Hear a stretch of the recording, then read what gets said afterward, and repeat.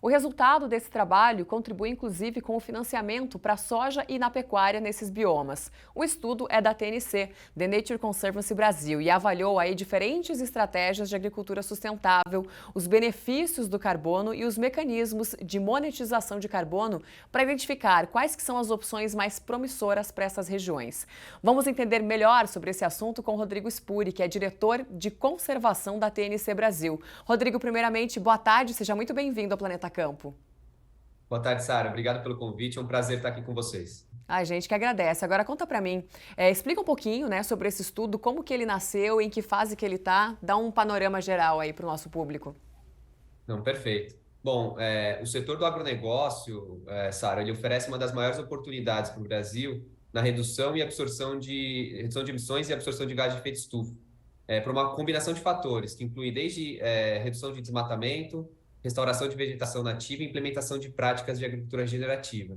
Então, a ideia da TNC foi avaliar as diferentes estratégias de agricultura sustentável, quais os benefícios de carbono e os mecanismos de monetização desse carbono, gerar valor monetário para esse carbono e identificar as opções mais promissoras, tanto para a Amazônia quanto para o Cerrado.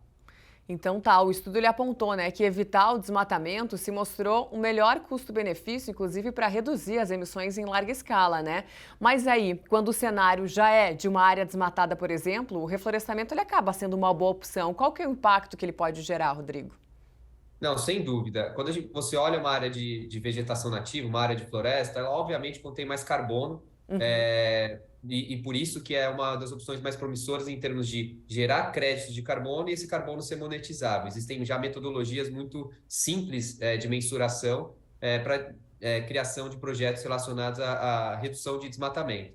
Mas a restauração é sim uma opção muito bacana, muito promissora para o produtor rural que, além do benefício relacionado à questão de carbono, ele também restaura áreas potencialmente de passivo, áreas de cursos d'água, áreas de reserva legal, gerando um impacto interessante. Então, de maneira comparativa, a redução de desmatamento na Amazônia, na não conversão de áreas, gera em torno de 500 toneladas de gás de CO2 equivalente por hectare por 10 anos. Se você comparar no mesmo bioma, a restauração ela pode gerar um valor de 256 toneladas de CO2 por hectare por 10 anos. Então, você tem aí uma oportunidade de monetizar, de dar benefício financeiro relacionado a clima para o produtor rural. E é o produtor não só das cadeias de soja e pecuária, mas produtores rurais em geral.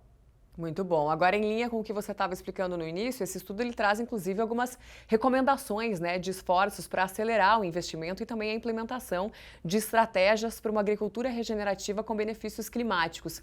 Quais que seriam aí os principais, né, principais pontos nesse sentido e qual que é o papel do produtor rural para contribuir com esse cenário também, Rodrigo? Não, perfeito, Sara. Bom, a gente mediu todos os diferentes caminhos que as práticas dentro de uma propriedade rural, com foco nessas duas cadeias, pecuária e soja, podem gerar em termos de benefícios climáticos, desde boas práticas de agricultura regenerativa na cadeia de soja, recuperação de pastagem, sistemas integrados, integração lavoura-pecuária, lavoura-pecuária-floresta, até a restauração e a redução de desmatamento. A gente entende, para a gente avançar, os produtores e as empresas do setor, elas devem continuar medindo e monetizando benefícios relacionados a carbono no solo, que é o menor potencial que a gente identificou, mas incluir também programas relacionados à redução de desmatamento, evitar desmatamento por meio da conservação e restauração de vegetação nativa. E aí a gente aumenta o custo-benefício para monetizar esses recursos advindos de finanças climáticas.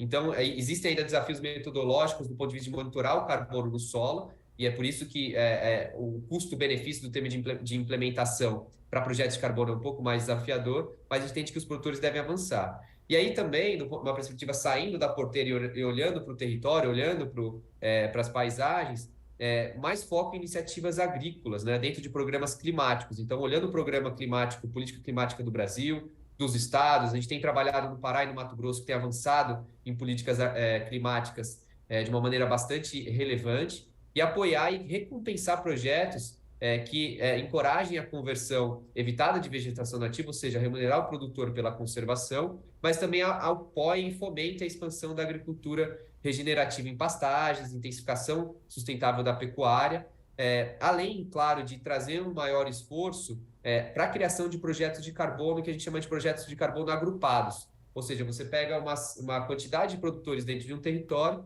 e cria um projeto de carbono que viabilize a implementação do projeto, seus custos de monitoramento, de implementação, para gerar créditos de carbono e recursos financeiros para os produtores.